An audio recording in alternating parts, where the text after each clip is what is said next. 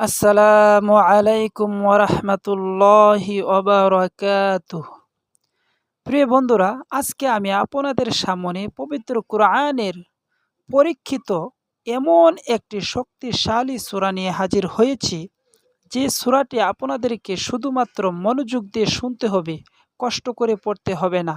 কেননা এই সূরাটি শুধুমাত্র শোনার দ্বারাই আপনার মনের সকল নেক আশা আকাঙ্ক্ষা এবং হাজতগুলো গায়েব থেকে পূরণ হয়ে যাবে। অভাব অনটন থাকলে গায়েবী খাজানা থেকে অলৌকিকভাবে রিজিকের ব্যবস্থা হয়ে যাবে।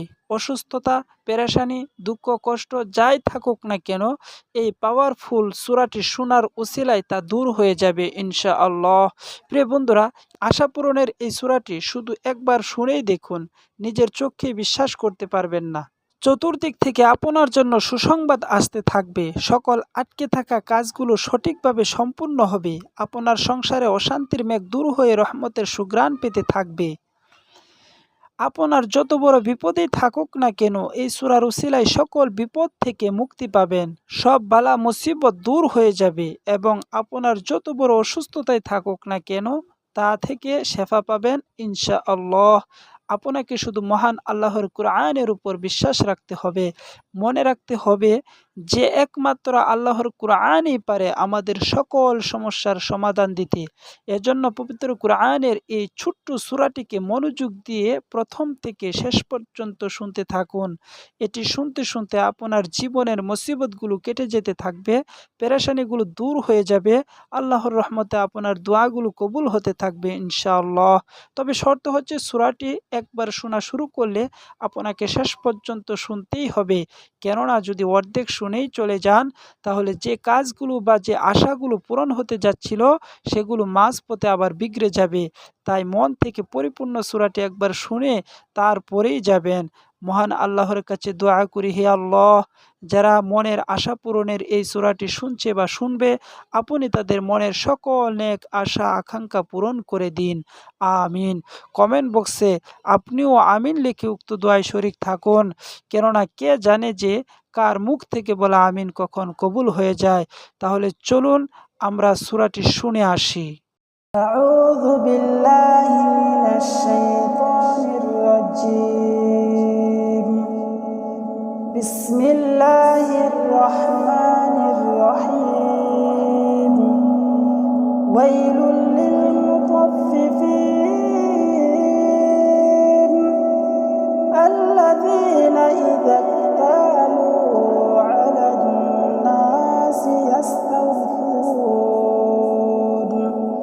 ওয়া ইযা কালুহুম আও ওয়াজানুহুম ইউখসিরুন আলা ইয়াযুন্নু উলাইকা আন্নাহুম মাবউথুন লিয়াউমিন আযীম ইয়াওমা ইয়াকুমুন নাসু লিরাব্বিল আলামিন। কাল্লা ইন্না কিতাবাল ফুজ্জারি লাফি সিজ্জিন ওয়া মা আদরাকা মা সিজ্জিন কিতাবুম মারকুম ওয়াইলুন ইয়াওমাইযিন লিল মুকাথথিবিন الذين يكذبون بيوم الدين وما يكذب به إلا كل معتد أثيم إذا تتلى عليه آياتنا قال أساطير الأولين كلا بل ران على قلوبهم ما كانوا يكسبون كلا إنهم عن ربهم يومئذ لمحجوبون ثم إنهم لصال الجحيم ثم يقال هذا الذي كنتم به تكذبون تكذبون كلا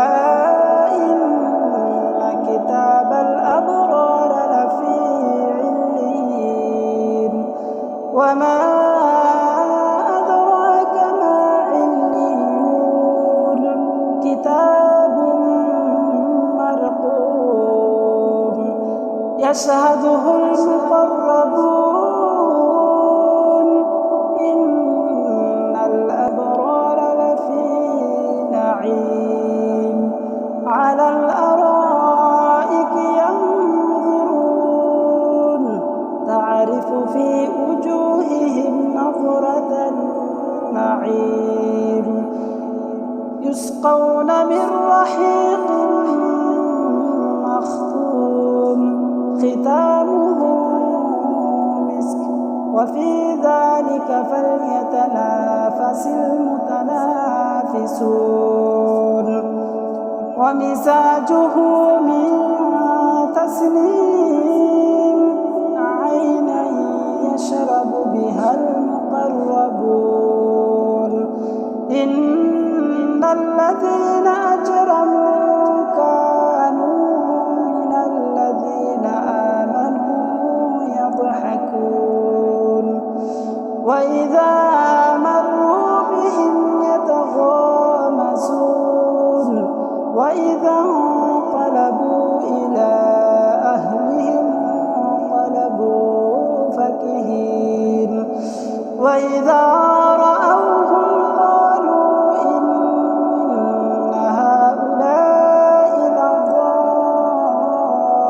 لضالون وما أرسلوا عليهم حافظين فاليوم الذين آمنوا من الكفار يضحكون على الأرائك ينظرون هل ثوب الكفار ما كانوا يفعلون صدق الله المولانا العظيم.